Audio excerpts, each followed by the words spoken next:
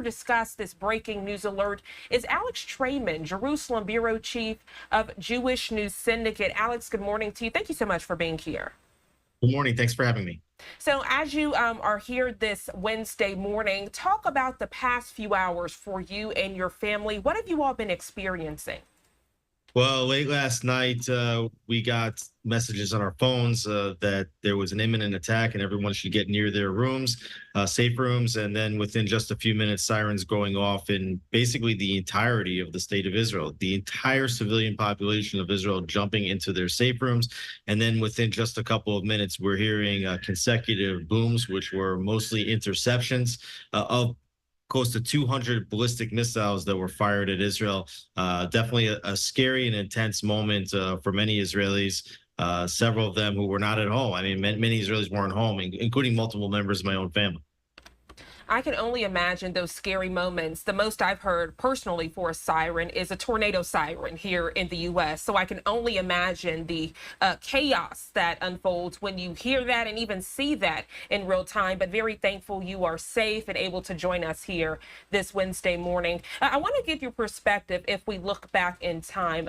For some people, they are thinking that the conflict with Iran took a standstill when October 7th happened, but actually it didn't. Iran has been a power player in this conflict from the very beginning. If you could provide that perspective for us this morning, Alex. Yeah, absolutely. I mean, when this war started, everybody thought this was just the next round of the Israeli-Palestinian conflict. But when you look at what's happened since October 7th, you see that it was Hamas, Hezbollah, the Houthis attacking from Gaza, from Lebanon, from Yemen. Israel's also been hit from Syria. It's been hit from Iraq. It's been attacked from Iran itself now with cumulatively over 300 ballistic missiles. Prime Minister Netanyahu has called this a seven-front war. All those seven fronts lead directly back to Iran. This is a war between Israel, Iran, and its terror proxies, the ring of fire that it is developed around the land of Israel. Thank you so much for that detailed explanation, Alex. So as we look ahead, we know the Israeli Prime Minister Benjamin Netanyahu has vowed revenge. What does that revenge look like? And are the Israeli people, are they happy with his current operations in response to the conflicts that have been underway? Well, I don't think it's going to be revenge as much as protecting the Israeli home front against this Iranian terror machine. Israel's been dealing with the major terror proxies of Iran one by one. They've basically degraded Hamas's military and political capabilities in Gaza. They're almost finished as a terror organization. Israel's been filing down Hezbollah's operations. This is definitely advancing those attacks in the last weeks with assassinations of major Hezbollah operatives, including terror chief Hassan Nasrallah, and attacking their missile launchers and several of their ammunition depots.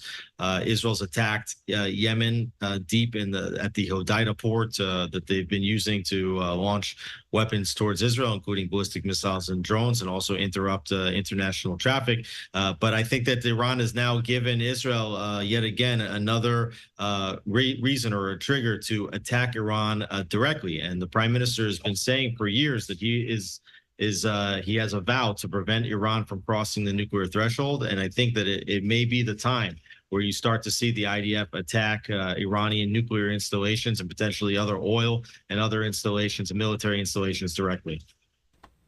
So glad you brought that up, because unfortunately, a lot of people have been quiet about this conflict, saying they want to remain neutral. And for some people, when they hear about that neutrality, they think of Egypt. But at some point, you can't remain silent, because eventually it will hit you in some aspect, whether it be commerce, whether it be trade, as you just mentioned. But many people feeling like partners such as Egypt should have been taking more of a forthcoming approach to support Israel from the very beginning. Well, Egypt not only hasn't taken a forceful approach in aiding Israel, but when Israel went into Rafah and then took the Philadelphia corridor, which is the tract of land between Gaza and Egypt, what they discovered was as many as 50 tunnels from Gaza that crossed over into Egypt, including some that went right underneath the Egyptian air bases, military bases. So it's been clear that Egypt has been aware of this tunnel infrastructure and the smuggling that's taking place through these tunnels, which lead directly into Egypt. So not only has Egypt not really upheld its end of the peace treaty with Israel, they've actually been facilitating and supporting Hamas throughout the conflict. Alex, my final question for you, because I know you and your family are about to start holiday, but with holiday about to be underway, what is the mood and the emotion of the atmosphere there in Israel, a time where people are coming together to fellowship with one another? And while you are trying to do that, you're worried about airstrikes that might potentially land in your backyard. Well, I think in Israel, we've seen a lot of miracles, including last night when you get 200 ballistic missiles fired at you and you don't have any Israelis killed because of that. It's not just good air defense systems, it's also miracles from above. So the holidays are a good time to remember that and to pray for divine protection. But in general, I think that Israelis are feeling that there's a lot of strong momentum on their side. In the early months of the war, Israel was progressing very slowly. But in the last weeks, between the assassinations of major Hamas leaders, major Hezbollah leaders, the beeper operation and the explosion of the walkie-talkies the very next day, and the filing down of Hezbollah's capabilities, that we have not seen the massive barrage from Hezbollah that was being warned for years would happen if a war started. I think Israelis are feeling that the war is going very well so far and are hopeful that the IDF's success will continue into the Jewish New Year. Alex Traiman, a pleasure speaking with you this Wednesday morning. Again, you have our prayers praying for you and your family's safety. I hope to speak with you soon. Thank you so much. Giving you another live look right here on Live Now.